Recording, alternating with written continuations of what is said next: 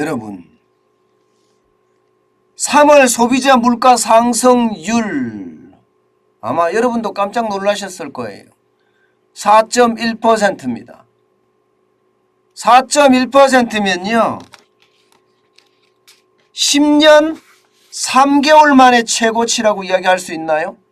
2011년 12월에 4%대를 기록한 적이 있으니까 10년 3개월 만에 지금 최고치를 나타내고 있습니다.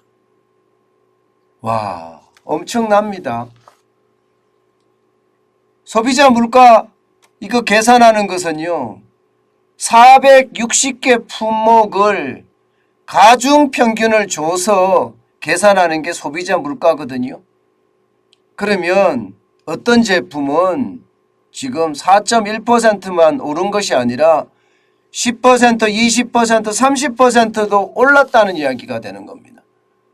그만큼 말입니다. 물가는 그야말로 천정부지로 지금 올라간다는 이야기가 됩니다. 여러분, 2021년 3월만 하더라도 1.9%였습니다. 적정 물가라고 이야기를 했어요. 적정 물가라고. 2% 정도 올라가는 것은 이게 산업에도 활력을 불어넣고 또 기업의 이익도 어느 정도 가져올 수 있기 때문에 적정 물가라고 이야기합니다. 그런데 이게 4월부터 2%를 넘어섰습니다. 2.5%대를 유지하더니 결국 말입니다. 작년 10월에 3.8%대를 올라가더니 최고치를 찍었습니다. 그 이후로 조금 떨어지는가 싶더니 3월에는요 4.1% 결국 말입니다. 10년 3개월 만에 가장 많이 올라갔습니다. 가장 많이. 엄청나게 올라갔죠. 아마 여러분들도 장에 가보시면 절실하게 느낄 겁니다. 그만큼 말입니다. 물가가 그야말로 어마어마하게 올랐습니다. 어마어마하게.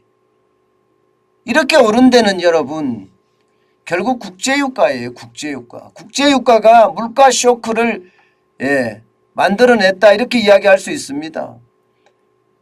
국제유가 올라간 거 보세요. 석유류가 31.2% 올랐습니다. 31.2%. 이 정도 수준이면요 아마 이 경제가 반석 위에 올랐다는 선진국 경제에서는 있을 수 없는 일이에요. 그런데 지금 일어나고 있습니다. 이것은 이변입니다.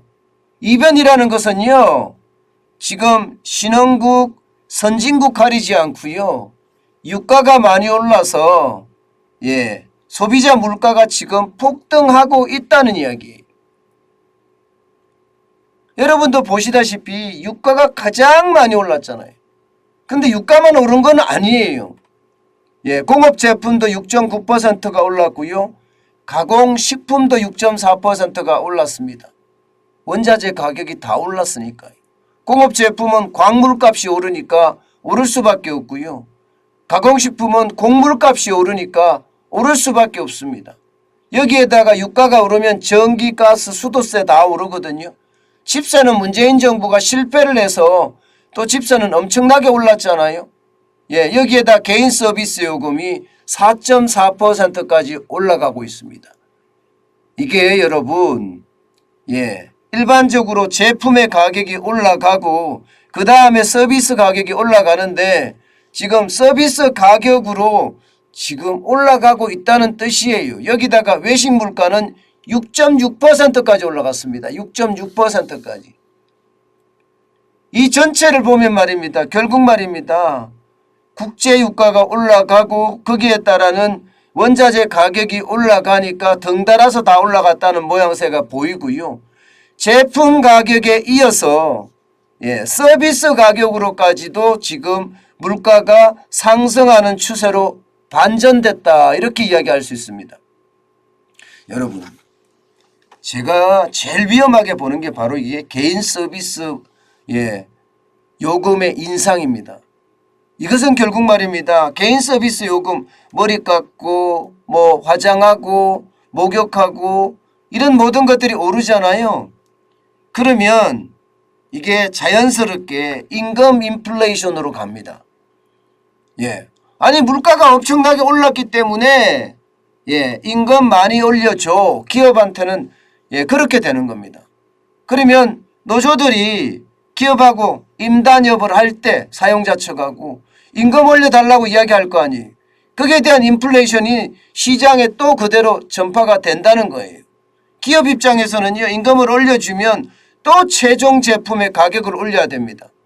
최종 제품의 가격을 올리면 예, 지금까지 했던 거에 반복이 일어납니다. 이제 제품의 가격이 또 올라가는 거고, 그 다음에 다시 개인 서비스 가격이 올라가고, 개인 서비스 가격이 올라가면 또다시 노조는 임금을 올려달라고 이야기하고, 이런 악순환이 되풀이 될 가능성이 굉장히 커졌다는 거예요. 예, 그 때문에 말입니다. 이게 물가가 그냥 쉽게 떨어질 거다 이렇게 예상을 안 합니다. 더 많이 올라가면 더 많이 올라가지 예, 오히려 떨어질 거라고 예상하는 것은 잘못됐다 이렇게 생각을 합니다. 게다가 서비스 예, 외식 물가 같은 경우도 지금 6.6%까지 올라갔거든요. 외식 물가 올라가는 추이 보세요. 3월에 지금 최고치입니다. 외식 물가는 많이 올라갈 수밖에 없는 게 여러분 올라갈 요소만 있어요. 내려갈 수 있는 요소가 없습니다. 식재료는 식재료대로 올라갔지요. 인건비는 인건비대로 올라갔지요. 세금은 세금대로 올라갔습니다. 예, 결국 이자까지도 올라가는 중이에요. 이자까지도. 그러니까 이게 외식 물가가 안 올라갈 수가 없는 처지. 결국 말입니다. 물가의 어떤 악순환, 상승의 악순환은 앞으로 지금 계속될 거다 이렇게 예상을 하는 겁니다. 예상을. 결국 말입니다. 이 상황이 점점 어려워지는 그런 상황으로 발전되지 않을까 이렇게 생각을 합니다.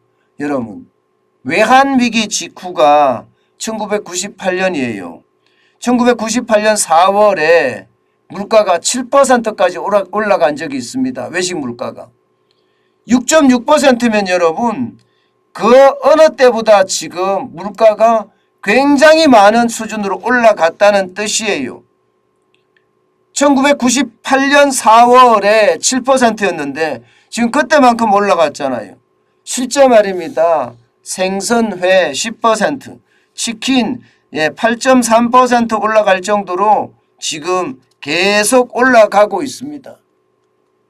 문제는 여러분, 문제는 이게 끝이 아니라는 사실이에요. 이게 끝이 아니라는 사실. 저는 여기에 더 큰 충격이 있을 수 있다고 생각을 합니다. 실제 한국은행에서는요, 올해 연간 3.1% 소비자 물가 상승률을 예상을 했습니다. 3.1%. 그런데 지금 한국은행이 3월에 소비자 물가 상승률이 4.1%가 오르는 것을 보면서 3.1%보다가 더 많이 올라갈 수밖에 없다 이런 얘기를 하고 있습니다. 결국 말입니다. 3월에 4.1%의 소비자 물가 상승률은 4월에도 4%, 5월에도 4% 이렇게 계속 물가 오름세가 계속 된다는 이야기예요. 우크라이나 사태가 해결되지 않는 한 물가는 계속 올라간다. 물가가 계속 올라가면 올라갈수록 결국 소비자 물가 상승률은 그 어느 때 못지않게 많이 올라갈 수밖에 없다 이렇게 이야기합니다. 정부가 유류세를 지금 20% 인하를 했는데 30%까지 인하한다고 해요. 30%만 최대까지 인하하는 거예요. 그런데 유류세 30% 인하한다고 해서 이게 시중의 물가에 그렇게 영향을 미치겠느냐 이렇게 이야기합니다. 뭐 20%에서 30%로 내려도 지금 뭐 휘발유 가격이 한 리터당 100원 정도 줄어드는 게 다 안 돼. 이거 가지고는 안 된다 이렇게 이야기합니다. 안 된다. 여기에다가 지금 윤석열 이 인수위에서는요 기본적으로 자영업자 손실보상 50조 편성을 하려고 하거든요. 그러다 보니까 시장의 금리도 진짜 많이 올라가고 있고요. 예, 시장의 금리도 그에 따라서 물가 상승도 이루어질 수밖에 없다는 게 현실적인 문제입니다. 현실적인 문제. 그래서 결국은 말입니다, 여러분. 올 상반기에는 적어도 소비자 물가 상승률이 3.5%. 성장은 지금 한국은행이 예측한 거예요. 예, 2.8%예요. 스태그플레이션이죠. 예, 스태그플레이션의 위험성 이미 시장에는 있는 거고요. 하반기 가면 물가가 낮아진다고 하지만 예, 우크라이나 사태가 해결되지 않는 선에서는요. 물가가 낮아지기는 쉽지 않다. 이렇게 보기 때문에 3.1%보다 더 많이 갈 수도 있다는 겁니다. 그러면 연간으로 가더라도 여러분 결국 소비자 물가는 3.1% 지금 현재 예상하는 것도요. 예, GDP 성장률은 3%예요. 스태그플레이션, 약한 스태그플레이션의 어떤 모양새에 나타내고 있습니다. 저성장의 고물가의 어떤 최악의 승부수, 그게 현실에서 일어난다는 이야기입니다. 여러분에게 제가 여러 번에 걸쳐서 제가 말씀을 드렸습니다. 물가가 오르는 것 결국 말입니다. 스태그플레이션의 위험도가 점점 커지는 거다. 스태그플레이션의 위험도가 커지면 우리 경제에는요. 악재 중에 악재로 작용을 할 거다. 그래서 우리 경제가 침체에 어떤 빠지는 그런 상황까지 맞을 거다. 이 말씀을 여러분께 몇 번을 드렸습니다. 실제 그런 현상이 일어나고 있고요. 이게 장기적으로 갔을 때는 저성장, 저물가, 디플레이션에 대한 우려까지도 더 커지지 않겠느냐 하는 게 지금 저의 예측입니다. 아마도 말입니다, 여러분. 시장은 분명히 저성장의 어떤 기조 이거 깨기가 쉽지 않고요. 여기에다가 고물가의 어떤 기조 이것도 만만치가 않습니다. 우리가 할 수 있는 일이 없어요. 우리가 할 수 있는 일이 이 공급 측의 문제인데 공급 측이 계속 물가가 오르니까요. 이게 뭐 수입해 오는 많은 제품들이 오르는 그런 결과에 따라서 소비자 물가가 올라가는 그런 형국이라서 말입니다. 우리도 어떻게 대응할 방법이 없다. 그렇게 이야기합니다. 지금 말입니다. 물가가 이렇게 올라가는 거 대응할 수 있는 방법은요. 저는 그렇게 생각합니다. 결국 말입니다. 원자재 가격이 올라가서 공급 측의 물가 상승 요인이 결국 소비자 물가를 올려가는 그런 판국이기 때문에 결국 말입니다. 저는 기업에게 이게 비용을 줄일 수 있는 방법들을 빨리빨리 강구를 해야 된다고 생각을 합니다. 기업이 최종 제품의 가격을 안 올려도 되게끔 그렇게 만드는 것 이게 물가를 잡아가는 저는 방법이라고 생각을 합니다. 여러분도 알다시피 원자재 가격을 다운시키기란 우리 힘으로는 불가능합니다. 원유를 유가를 다운시킬 수 있습니까? 그렇다고 가스를 다운시킬 수 있습니까? 석탄을 다운시킬 수 있습니다. 없습니다. 여기에다가 광물들 있잖아요. 뭐 그동안 자원 개발을 해놨다고 하지만 또 문재인 정부 들어와서 다 팔아먹었어요. 그 때문에 광물들 있잖아요. 필요 광물들 니켈이라든가 리튬이라든가 히토류라든가 다 가격들 올라가거든요. 텅스텐도 그렇고 알루미늄도 그렇고 철광석도 그렇고요. 이것도 우리가 통제할 수 있는 그런 변수가 아닙니다. 그렇기 때문에 기업의 제품의 가격은 이 광물들 올라가기 때문에 어쩔 수 없는 상황이고요. 곡물도 마찬가지입니다. 밀이든 옥수수든 콩이든 지금 계속 고공행진 중이거든요. 이것도 우리가 통제할 수 있는 그런 범위가 거의 없습니다. 그렇기 때문에 에너지든 광물이든 곡물이든 이거 통제가 안 된다는 것은요. 결국 말입니다. 정부가 외부적인 외생 변수를 가지고 조정할 수 있는 건 아무것도 없다. 그러면 기업의 비용을 줄일 수 있는 방법이 가장 좋은 방법인데 지금 기업의 법인세 굉장히 올려놨잖아요. 법인세 내리고요. 세제 혜택 많이 주고요. 그러면서 최저임금 좀 덜 올리고요. 여기에다가 뭐 기업에게 주는 그 인센티브들 강하게 주면 저는 기업이 그만큼 비용을 줄일 수 있다고 생각을 하거든요. 주 52시간제도 마찬가지입니다. 주 52시간제도.